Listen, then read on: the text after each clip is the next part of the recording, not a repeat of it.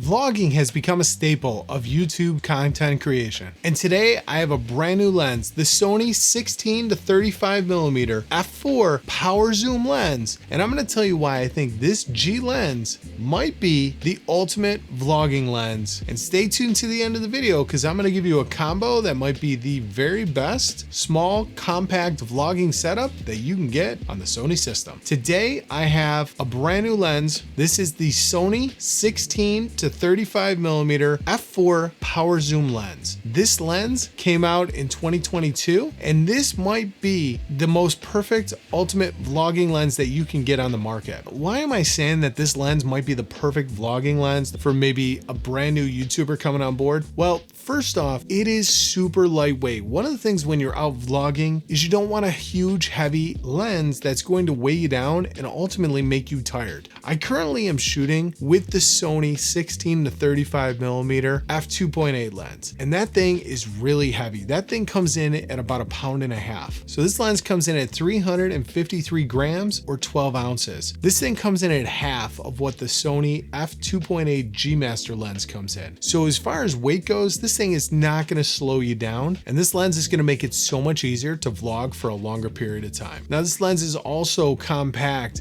and when it zooms, it does not zoom in and out. So the length of the lens is the exact length that you're going to get at all times. And it's a power zoom, so it's got this power zoom feature. If you don't want to twist the zoom, you can do zoom pulls in and out by using the zoom rocker. Now this thing fits nicely on any Sony full frame camera. Now it will also work on a Sony APS-C camera. It's going to give you an equivalent to a 24 to about a 50-ish millimeter. So you will get a little bit more reach with this thing. It's a 16 to 35, so it's going to be ultra wide for those vlogging shots, but it's also going to give you a nice reach at that 35 millimeters. Now what's really nice about the new Sony lenses that are coming out is they're all coming with this aperture ring, which is great when you're shooting video because sometimes you need to change your aperture pretty quickly. Having it available on the lens can help speed up that production. You can turn your lens into a clickable or unclickable lens. See, no click. Other nice thing is let's say you want to lock in an iris. You have an iris lock. So if you want to lock this thing into auto, you can flip the switch and you can't move the aperture ring.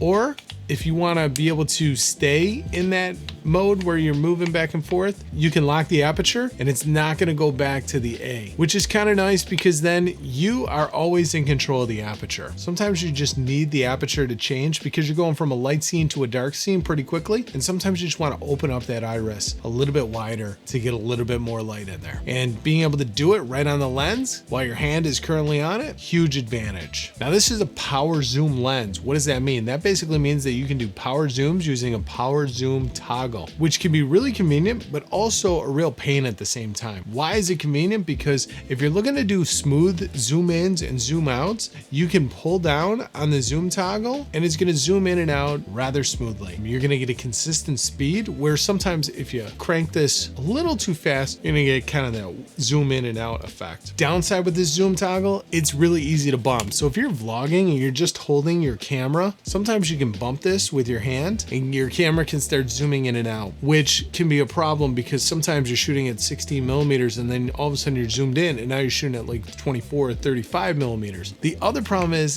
that there's nowhere on this lens that it tells you what your current millimeters are at. If you turn your camera on or off, you could end up being at 24 millimeters and you want to be at 16 when you're out there vlogging. Sometimes you don't know unless you're really looking at your camera to see what millimeter you're at. So that's a con with having this zoom rocker because there is no lock switch. What would be really nice is if you could have a zoom lock, kind of like the iris lock. That'd be really nice because then you wouldn't be able to bump that by accident, but unfortunately it does not have that. Now other features that this lens has, this is an autofocus lens. So it does have an autofocus and manual focus switch. To be honest with you, is really nice because it's real quick and easy. It's a good solid click. Some of the Sony lenses can be a little bit more difficult to click that autofocus manual focus switch. So for a G lens, this thing comes fully loaded. It's got the connections on the back, so this way you're able to get that autofocus.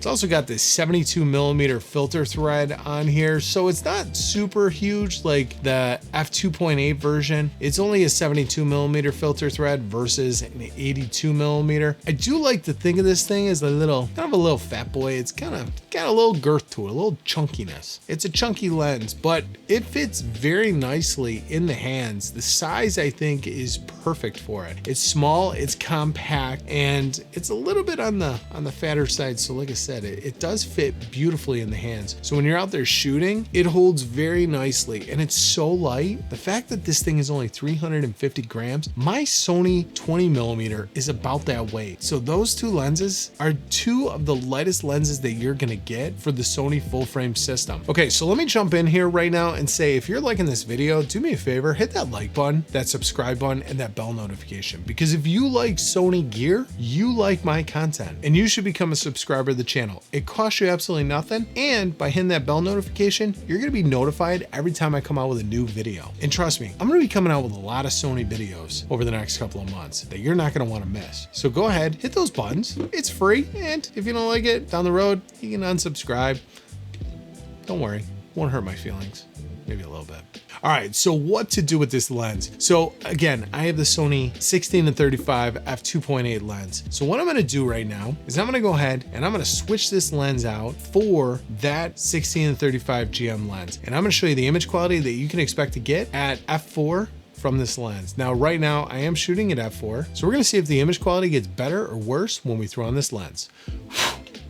All right, here we are, we're back. Now we're at 24 millimeters. I think before I was shooting around 25, 26 millimeters using this Sony 16-35 f2.8 G lens. This lens compared to the lens that is currently on there, here's the difference. f2.8 versus f4. When you're outside shooting a vlog, you may not need an f2.8. In fact, you may want an f4. You may actually always stop down to f4. So this lens is gonna be lighter, compact. It's gonna be a lot easier to run and gun with. This lens is pretty heavy. This thing is 1.5 pounds. This thing, $2,200. This lens up here on the camera, $1,200. So you could save yourself $1,000. And here would be my recommendation. This would be the way that I would go. If this lens would have been out, I would have went with this lens first. Here's why. I would have went with the $1,200 option. You would have an f4. That's gonna be your vlogging lens. It can also be your studio lens. Most of the studio work that I do, I shoot at f4. Why? Because I don't want the ears out of focus. I want the person to look sharp, look crisp. And a lot of times when you're shooting an interview, you're gonna shoot it at 35 millimeters and probably at like an f4 or maybe an f5.6, depending on the lighting. And then what I would do is I would pick up the Sony 20 millimeter f1.8. That lens is gonna run you about $800 or $900, depending on what you can find it for. And that lens is gonna be your low light option. So that lens you can set all the way as low as f1.8. So those two lenses combined are gonna have you covered for both daytime and nighttime.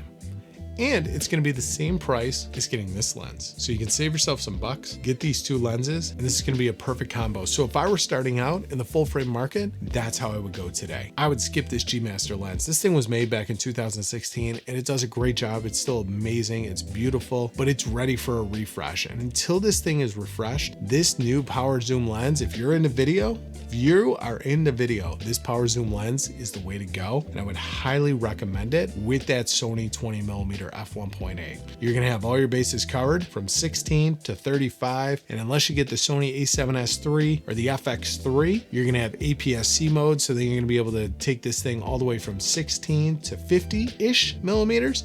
And then you got clear image zoom. So you're gonna be able to take this thing all the way out to about 70 millimeters. So you're gonna be covered from pretty much 16 to 70 millimeters with this lens. And then you're gonna have that 20 millimeter, which is gonna be great for low light, and it's gonna be wide enough where you can get a lot of great vlogging shots. No matter which way you go, these two lenses, that is a kick-ass combo that will serve you well for years to come. Wait for the refresh on this. Hopefully it's coming soon. Hopefully it's a lighter weight. Hopefully they can get that thing down to maybe 1.25 pounds versus 1.5 pounds, because this thing is heavy. It's heavy, it extends. What would be nice too is if they can get this all internal. Oh, that'd be nice. But right now, this is the way I would go. I would go with this power zoom lens, and I would go with the 20mm f1.8. That's the way I would go. This is the image quality that you can expect to get with the Sony FX3 and the 16 and 35 f4 power zoom lens. I do want to thank Sony for letting me borrow not only the FX3, but also the 16 and 35 f4 power zoom lens. If you're looking to find out more about these lenses, there'll be links down in the description below on all the lenses and the cameras that I mentioned today. If you have any comments or questions, feel free to leave those down in the comment box below. If you like this video, I'm sure you're gonna like the video on the screen now. It's about another Sony lens or camera, so go ahead and click on that video and I'll see you on that one next. Before you leave, don't forget to like, subscribe,